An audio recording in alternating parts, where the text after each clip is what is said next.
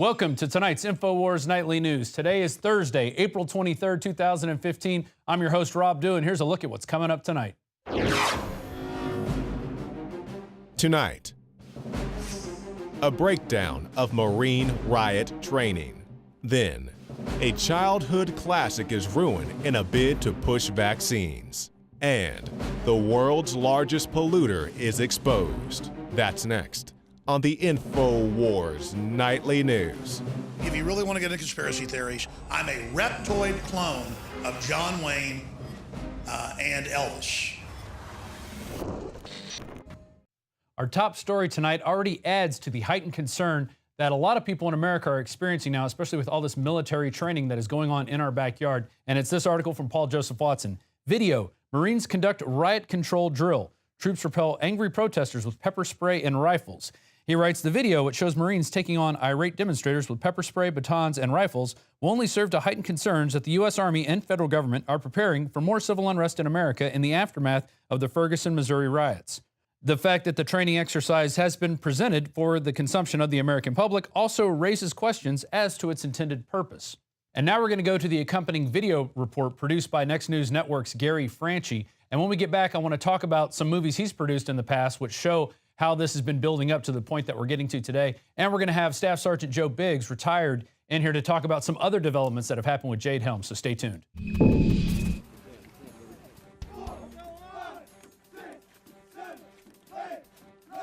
Breaking news, this just in. We just received a tip about an operational readiness exercise conducted at the Naval Weapons Station in Yorktown, Virginia. Marines training for riot control. That's right. Marines training for riot control. Per the usual, the exercise was given the cover story of overseas preparation. Sergeant Andrew S. Wilbur, a non-lethal weapons instructor, said of a similar exercise, quote, consider they are hypothetically operating within an embassy.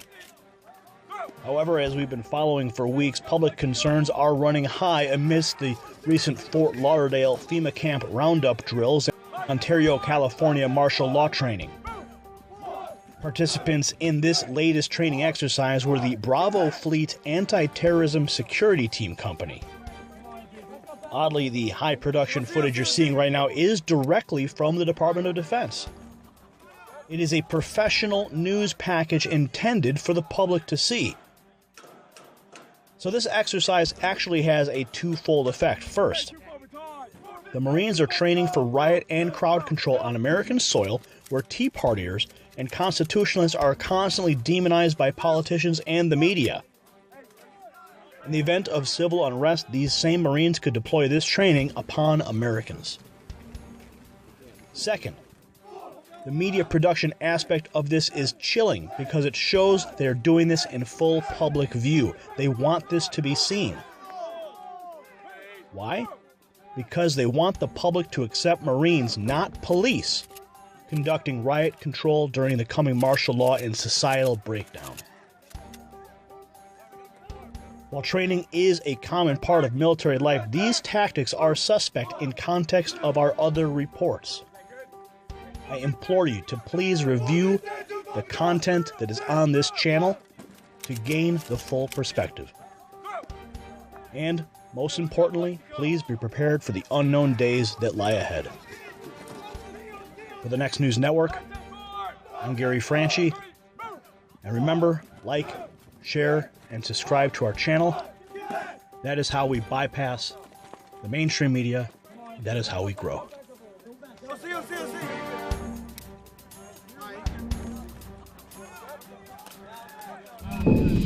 And if you go back to where the original video was posted on one of our government paid for, public paid for websites, you can see where they say, well, you know, this is to train the Marines if something breaks out in an embassy.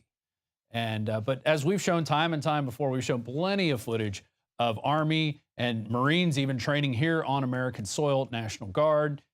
It doesn't stop. The training is continuing here. They always say you train where you're going to fight. We've seen the cities over in Virginia at Camp AP Hill, Fort AP Hill, where they actually built a city with American signage and a mosque and a church and a soccer field.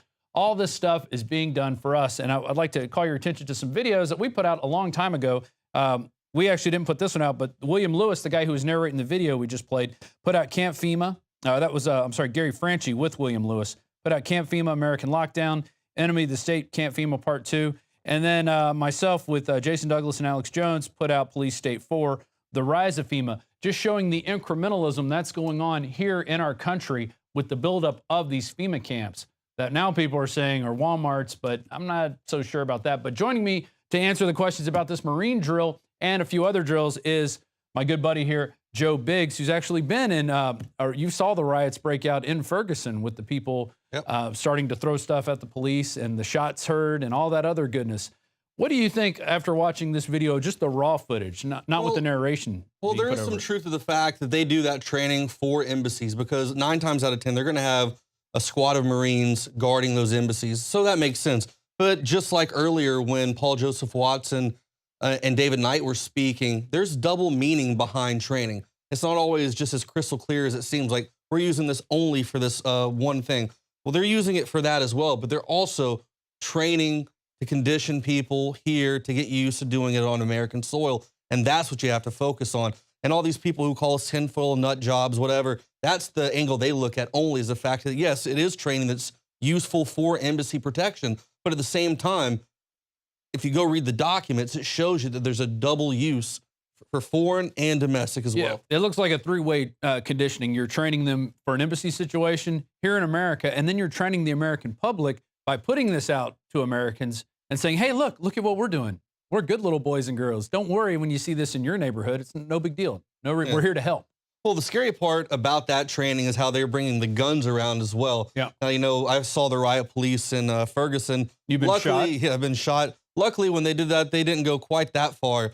But like you said, we're seeing these steps increase closer and closer to where it looks like it's an inevitable where there's going to be a martial law takeover in these areas. And how they train and the intensity of this training has stepped up just out of this world the past year. Yeah, and in Florida, we saw the footage, you know, kind of grainy looking, but they were marching people through the streets and then putting them into trucks and taking them away. Yeah, and they say we're crazy if we question that, and we want to look into that further. Right. I don't think anybody wants to be sleeping in their bed and then some Chinook or, you know, Apache flies overhead and then troops come, you know, fast roping out and then grab you. Or say it's night and you see special forces walking through your backyard, they wake up your dog, and you go out there with a gun. Yeah. Well, that could happen this summer in Bastrop. And that goes to our next story, which came out of the Austin American-Statesman. We posted a version of it, which I like our headline better. Bastrop County, Texas residents oppose Jade Helm. Many Americans have expressed strong concern over the training. And then you have the Austin American-Statesman watered down headline, Jade Helm15 to make appearance before Bastrop County commissioners. Really doesn't say anything and doesn't mention anything in the headline. Doesn't make you want to read the story, which kind of looks like it's on purpose. But tell us about what's going on now. All right, so what this is a lot of people in Bastrop have kind of been concerned, so to say, with this whole Jade Helm operation. And, you know, we're based out of Austin right here. Bastrop's our next door neighbors. We do a lot of videos about this. We help break the story. We help get it out there and get attention to it. And people are starting to see the implications of this exercise. And luckily, there's a lot of people in Bastrop who are kind of saying, hey, I'm not quite sure. I'm not convinced of your narrative that you've given out about what it is you're really going to be doing, because they said these special operations soldiers will be in civilian attire, driving civilian vehicles, doing suspicious activity. So that's something that's unknown that we're not going to know about. Now we know there's a lot of these ex-special forces guys who are going to do a counter Jade Helm. But this right here is a good opportunity, I think. This whole county commission meeting, if we can get enough people, enough patriots, enough Americans who are sick and tired of this BS, the fact that we spend millions of dollars on these training facilities and they're not using them, they're coming out here and scaring the bejesus out of people. We need everybody to show up on April 27th at 9 a.m. And I'm going to give you the address right now at 804 Pecan Street. It's at the second floor, and this is the commissioner's courtroom in Bastrop. At 9 a.m., people are going to show up and basically talk in a public forum about their concerns about the entire operation. But not just that, the architects, the people who are creating Jade Helm from Fort Bragg, from SOCOM, will be present to talk about this. And I think this is a great opportunity for patriots to get out there and ask some really hard questions like, you know, why is this happening? Why is this going on? Yeah. You know, What's going to happen if sometime at night my dog wakes up in the middle of, wakes me up. I come out there with my gun to see what it is. And you got special forces guys with guns trained on me. What am I, what would I do in that situation? I think those are the types of questions, especially out there. It's a rural area out there. And there could be a lot of those operations. They said these types of operations are going to be going on. They're going to be trying to work undercover. And they're going to be doing their operations from, I think, right around 11 o'clock at night until 4 in the morning. Yeah. When people are trying to sleep, they've got to go to work in the morning. They're going to have a lot of cranky people out there. People aren't going to like that. And like I said, I want to encourage each and every person out there right now to come out. If you've got to drive 3 hours, who cares? This is something worthy of going to. Get up off your butt, put your Cheetos down, get off the couch, and come out and support this. I'm going to be out there protesting. I'm going to go out there and ask as many hard-hitting questions as possible, because if we can get it shut down in Bastrop, other people across America can see what we've done, and then they can go to their commissioners and all this stuff, and they can bring it to the surface and say, hey, we don't want this happening in our town. Let's do the same thing, and let's stop it. I just realized, Joe, that by doing this, we are being hostile towards the government. We're playing into their narrative. We're now a hostile state because we just don't agree with what's going on, and we have questions about it. And we know that these Army plans exist. They've existed for a long time. I think since the 60s, they've been working on this continuity of government situation for different, whatever may happen. They go, well, if this happens, we're going to be ready with this. If this happens, we're going to be ready with this. They want to have these re-education camps to... fun camps. Yes. Hillary called them fun camps. Yeah, fun camps. Don't misinterpret what Hillary said. They're for us. Now let's go to this next thing. Paul put out a video yesterday about the Walmarts and there's sinister things that might be going on. I'm getting a ton of information. I monitored the whistleblower email. I saw a video that a guy who lived across from one in Vegas went in. Now they're being shut down from midnight to 6 a.m. And he went in and noticed that the floors have been redone and the shelves all have wheel units underneath them. And he's saying, wow, this is weird. This has never happened before. He talks to a guy out front and said, yeah, he agreed with everything that he had observed, agreed with him. He doesn't know why it's being done either. People have been sending you information. What's your take on the whole Walmart thing? Well, I can understand the whole, the fact that there's a labor dispute going on and they just want to shut them down just to just get that out of their hair. That's what I think it is. I think it's really, they're cutting people's hours because they wanted a raise. They did get their raise from their strikes. Mm-hmm. And now they're saying, hey, guess what? We're going to shorten your hours. So that's a way for them to even the scales. They don't really care about the little people that are going to be hurt by this or the people that are getting less hours and less work. But at this point, I don't think there's any reason to suspect it's something sinister. Now, Walmart does allow people to park large vehicles there in their parking lots. They kind of encourage that, especially people traveling in RVs. You could look at any Walmart. They have an open policy for that. One, because it brings them customers. It brings them people who are going to go in and buy stuff. And so I think you might see military convoys pulling into a Walmart. Who knows what those motives are, but they do allow that, because I've been getting a lot of reports from people saying, hey, you got to look into this. There's military presence at Walmarts. What does it mean? What does it mean? And, all I could say is at this point, I don't think there's any reason to be concerned about it, but we should still keep our eyes open. Well, definitely. It's definitely something to keep an eye on, but I don't think there's really a correlation between Jade Helm and the Walmart closures. But an interesting thing is, though, yesterday I saw the page on FEMA where they actually had a Walmart exec working on one of their boards. Right. So, I mean, that was just kind of another interesting thing, and we have a report about that as well. Yeah, let's go to that report now, and we'll be back to finish up with Joe Biggs.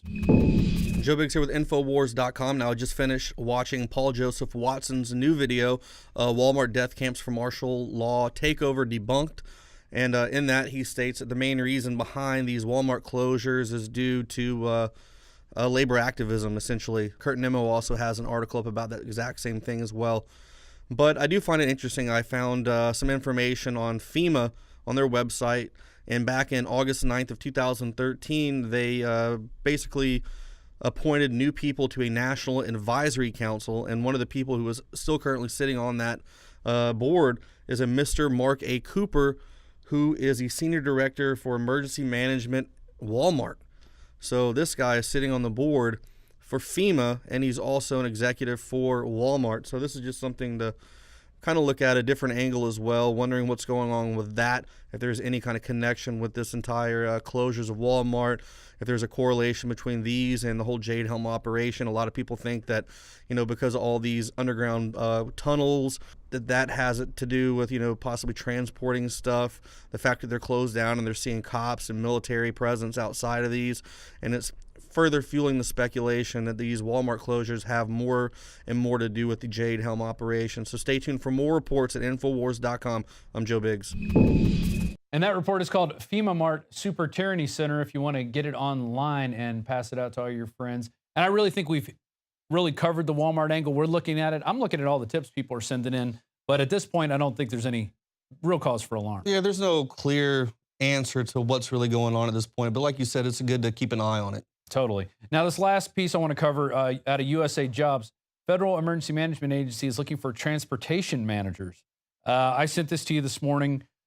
Two things I would like to point out. One of the key requirements is you must be a U.S. citizen, which I think is good, and obtain and maintain a government credit card. Well, and we've seen what the government does with these credit cards. It came out that they were making like billions of dollars worth of these really small purchases.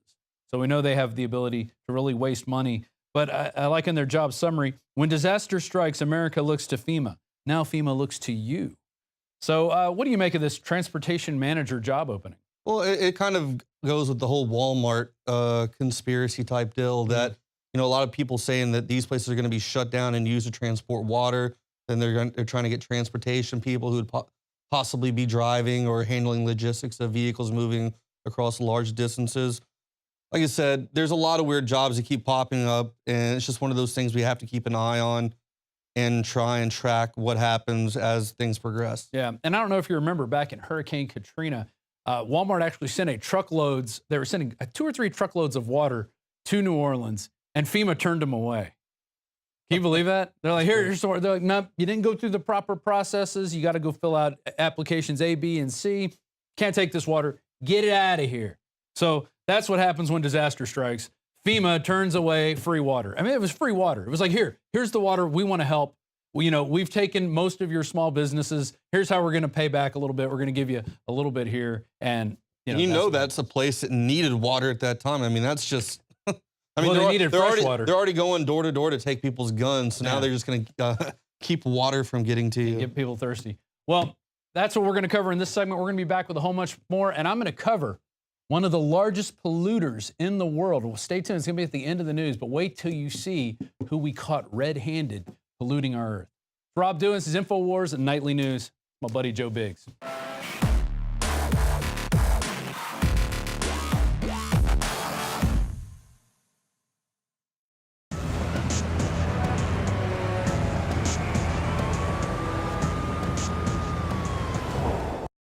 What I'm not going to do is just wait. I think it's fair to say that I've shown a lot of patience, tried to work on a bipartisan basis as much as possible, and I'm going to keep on doing so. But in the meantime, let's figure out what we can do lawfully through executive action.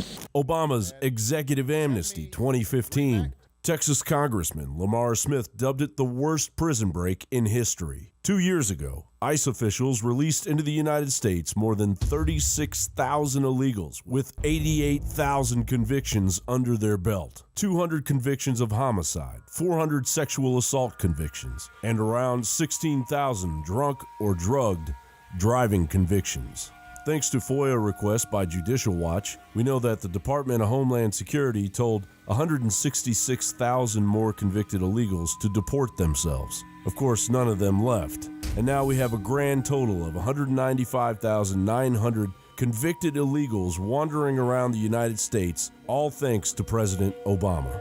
Just last week, an illegal raped his girlfriend's 10-year-old daughter in Louisiana. Another illegal raped a 10-year-old Alabama girl. In 2014, there were 418 child rapes by illegal aliens in 1 month alone in North Carolina. The ACLU recently demanded that religious groups provide abortions for the upwards of 80% of women raped and impregnated as they clamored for Obama's promise of amnesty. The federal government has wasted $41 million taxpayer dollars deporting and importing illegals on half-full charter planes at $8,149 per flight hour. on average, whether the flights are full or not. According to U.S. Census figures, illegals will account for 51 million of the U.S. population in just 8 years, a historic 82% of the population. Scarcity of jobs for U.S. citizens and major cultural changes aside, by 2023, 1 in 7 U.S. residents could potentially have a criminal past overlooked by the U.S. government. John Bound, Infowars.com.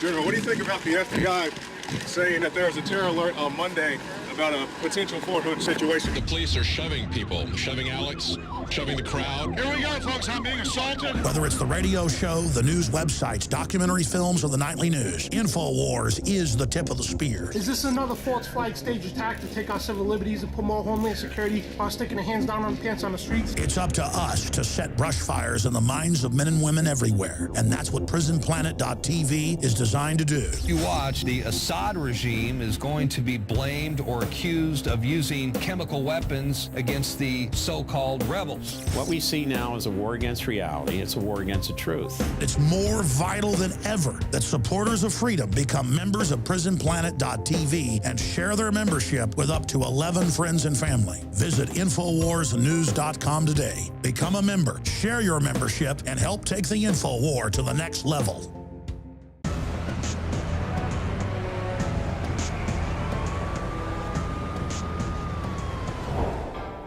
We're here at the Lone Star Roundup in Austin, Texas.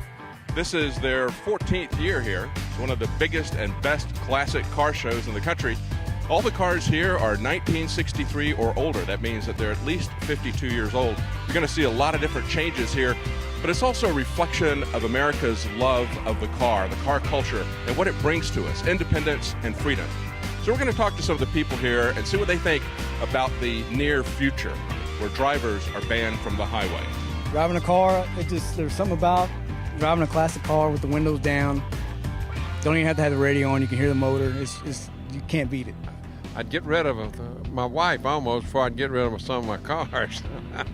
Well, it's an original 1964 Woody Gilmore car out of California. From this little on, I've been, taking motors apart, taking Volkswagen apart when I was like 8 years old, So it's just almost a lifestyle. I wouldn't know what to do without cars. I've been messing with them ever since I was 14 years old. The only thing that's not original is the motor and the body panels, but it is an original 1963 Top Fuel car. That's a beautiful car. Well, it's Tweety Bird. It was gone for 50 years, and he sold it to pay for his first child being born in 1962, and we were at a swap meet, and a guy answered his cell phone and says, "We need to move the Model A out of the garage in Tweety." And I go, "Oh my gosh." So I tapped him on the shoulder and I said, "Tweety doesn't happen to be a yellow 32, does it?" And he goes, "Yes." The guy says, "I own your car." You ever seen this? Google self-driving car? Yeah. No steering wheel, no brakes. Would you want to ride in that car? No, I got to have some control over what I'm in. Google self-driving car? Right, yeah, I saw it on the internet. No steering wheel, No brakes. Yeah, that's scary. I spent 33 years in the United States Air Force, so, I'm familiar with all the navigation systems. And 'cause I've been in places with GPS that took me in the wrong direction. How's that computer going to react when a deer jumps out in front of you or something falls out of the sky and you can see it coming down? Maybe it's out of its range. Have you seen the Google car that has no steering wheel and no brakes? Yes, yeah, I saw that last week, actually. How would you feel to get in a car like that? I don't know. I guess I wouldn't really, I wouldn't feel comfortable at all. What do you think about autonomous driving cars, and the cars where you don't have a steering wheel or brakes? They're talking about using that extensively. I think I may see it when I'm an old man, maybe, but... I still think humans are going to be driving them, and humans are going to be in control of them for, I know, the rest of my life now. Do you think that they will ban driving eventually on the road? I wouldn't be surprised if eventually, but I don't see it anytime soon in our lifetime, or at least not in as long as I'm driving. Hopefully it's after my lifetime or our lifetime. But my personal opinion, I don't see it happening anytime soon. Ford, I think, is just put out a thing that will keep you from speeding. So it'll basically break your car if you go above the speed limit. It'll slow you down. I don't like it, but I don't drive Fords either. So Autonomous driving cars, are the government tracking every mile that we drive and taxing us on every mile that we drive? How do you feel about that? I do not like it. Okay, they're charging, everywhere's turning into a toll road, right? Yeah. And they got the easy tag. How long is it going to be before they go, okay, you went through toll number 3 at this time, and you went through toll number 4 at this time? Well, you went 90 miles an hour from here to there, and they're going to send you a ticket in the mail. They're putting black boxes in all of the new cars, and probably retrofit it back to any of the cars that are on the street. That's going to measure how fast you accelerate, how fast you corner. They're going to give that information to the insurance companies. What do you think about that, and the government?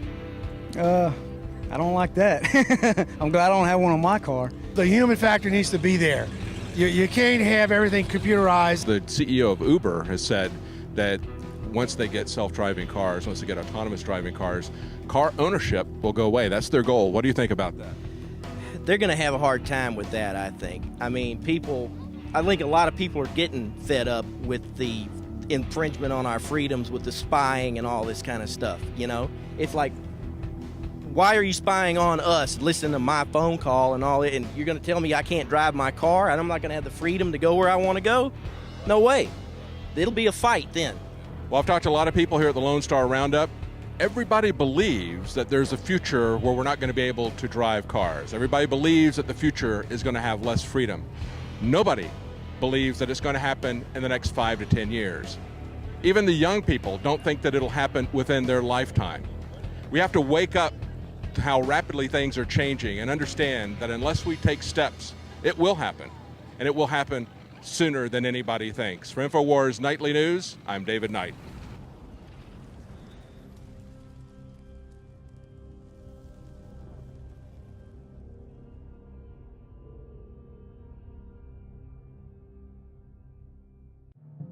My name is Alex Jones. Most of you know me from my syndicated radio program and my documentary films, as well as InfoWars Nightly News. When I got on air 20 years ago, I had discovered the globalist program, their plan to take over the world, and my focus went from running 6 miles every other day, swimming 2-3 miles a couple times a week, and lifting weights, to focusing on fighting the globalists. I've gone from 279 pounds all the way down to 235 pounds, and the weight's going off even faster. Super Male Vitality, Survival Shield X2 Nascent Iodine, and Oxy Powder. Those 3 products of the entire family of InfoWarsLife.com products are the most important from my own personal experience. And it wasn't just that my weight loss accelerated. My muscle mass increased. My stamina, my energy levels exploded. Now is the time to take action. Start your journey today with the Alex Challenge Pack. It's the trifecta of change. Secure yours today and get free shipping for a limited time at InfoWarsLife.com or 888-253-3139.